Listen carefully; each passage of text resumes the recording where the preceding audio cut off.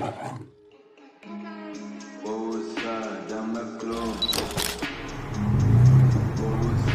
وسیله ببریم گرمی؟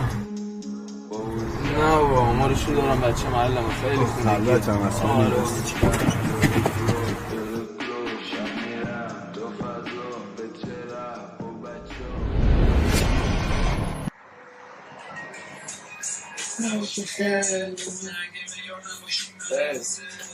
بچه باشه هرچی شیر داری من دست اون چی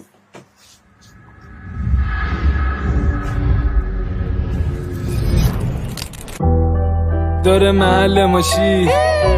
فلوزی کلمه هاتی اون میزنه بدلاتی میگه مال خیابونه بگو جدول یا خیر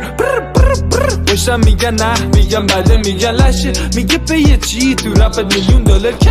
یکی که خونده هر سالا دنبال علاقشه من موندم با رپ و شده برام زن و بچه تو دنبال چی که کلوفی کنی صداتو یه تعصبی هیچی نمیگیره چشاتو مگه من میگم چی میگی توی موزیکاتو به پاپا میدم یه روی لامبورگینی کاتو چقدر اتر داره رپ بی خیاله کیکو کرد بخش صدا توی زن میشن نواله به چپ و من میشم تعدید ولی خب نمیگزه ککو اون ازم ترسید چو دیدن دوکی داره تتو الانم اینجام چاقی بدون زد و بند تو خیلی شاخی من نمیترسم از تو فهم ادعای یه چیز حالا باشه به وید و بند یکیه با ادعا به انسانیت و جمع داره محل ما شیر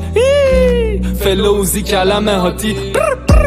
اون میزنه بد لاتی میگه مال خیابونه بگو جدول یاقی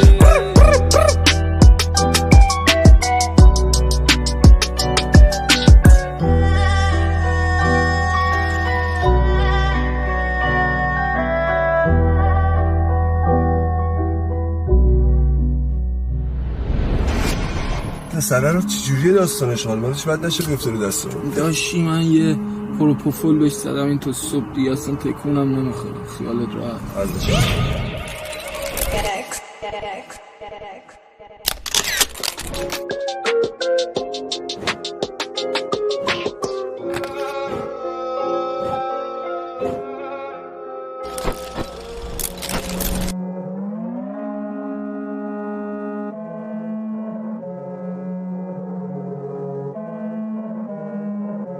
Hip hop logisty, rumite kaga